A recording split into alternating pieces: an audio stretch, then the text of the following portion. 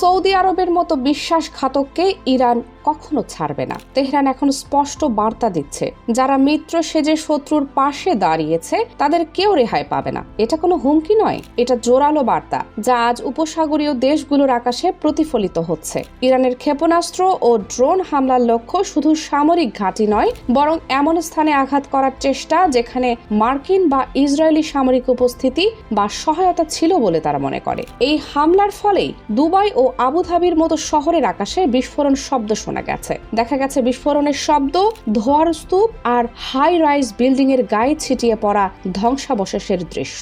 ইরানের হামলার পর সংযুক্ত আরব আমিরাতের প্রতিরক্ষা ব্যবস্থা সক্রিয়ভাবে উত্তরে কাজ করছে। তাদের বিমান বাহিনী ও আকাশ প্রতিরক্ষা ব্যবস্থা অনেকগুলো ক্ষেপণাস্ত্র ও ড্রোনকে ভূপাতিত করেছে। কিন্তু কিছু কিছু ড্রোন ও ক্ষেপণাস্ত্র দেশের ভেতরে নেমে এসেছে এবং বিভিন্ন জায়গায় ক্ষতি করেছে। এই সকল হামলায় 3 জন নিহত হয়েছে, যাদের মধ্যে একজন বাংলাদেশীয় রয়েছেন এবং আরো অনেক মানুষ আহত হয়েছে। বিশেষজ্ঞরা বলছেন, ইরান এই হামলা শুধু সামরিক প্রচেষ্টায় সীমাবদ্ধ রাখতে চায় না, তারা একটি বার্তা পাঠাতে চায় যা মূলত বলছে, আমাদের মর্যাদা ও সার্বভৌমত্বের ওপর সরাসরি চ্যালেঞ্জ সহ্য করা হবে না।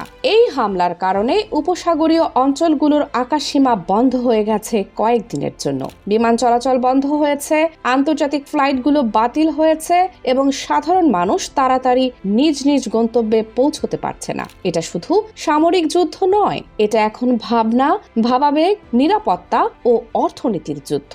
উপসাগরীয় দেশগুলোর মধ্যে এখনো প্রতিরক্ষা ব্যবস্থা চাপে আছে। সেই দেশের কর্তৃপক্ষ বলছে তারা চাইলে আরো বড় আঘাত প্রতিহত করতে পারে এবং এই ধরনের হামলার বিরুদ্ধে তারা সম্পূর্ণ প্রস্তুত। আপনি যদি মনে করেন এইসব শুধু রাজনীতির কথা, তাহলে ভুল হচ্ছে, কারণ এর প্রভাব বিশ্বের তেল ও গ্যাস বাজারে, আন্তর্জাতিক জাহাজ চলাচলে, বিশ্ববাজারের বিনিয়োগের ওপর, এমনকি পর্যটন শিল্পে পড়ে যাচ্ছে। উপসাগরীয় অঞ্চল বিশ্বের তেলের ক্রমাগত রপ্তানি রুট।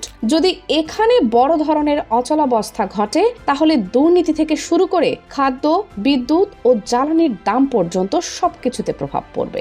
এই মুহূর্তে আন্তর্জাতিক সংবাদ মাধ্যমগুলো সতর্ক বার্তা দিচ্ছে যে মধ্যপ্রাচ্যের এই সংঘাত আরো বড় বড় রাষ্ট্রকে জড়িয়ে দিতে পারে, কারণ এখন শুধু ইরান আর সংযুক্ত আরব আমিরাতের যুদ্ধ নয়, এতে অনেক উপদেশক রাষ্ট্র ও তাদের মিত্র রাষ্ট্রের অবস্থান অন্তর্ভুক্ত হয়েছে। বিশেষজ্ঞদের মতে সবটা এক মুহূর্তের মধ্যেই বদলে যেতে পারে।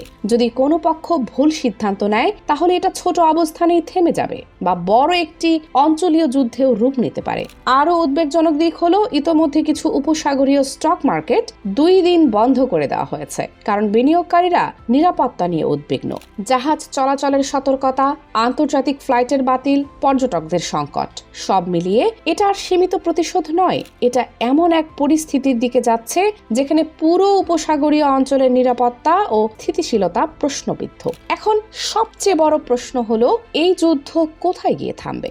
এটা কি কয়েকদিনের মধ্যে শেষ হয়ে যাবে, নাকি এটা দীর্ঘমেয়াদী অস্থিরতা হয়ে যাবে? এটা এখন কারো কাছে পরিষ্কারভাবে বলা কঠিন, কারণ পরিস্থিতির ভবিষ্যৎ নির্ধারণ হবে কূটনৈতিক, সামরিক ও রাজনৈতিক সিদ্ধান্তগুলোর উপর, আর এই সিদ্ধান্তগুলোই এখন সবাই দেখছে।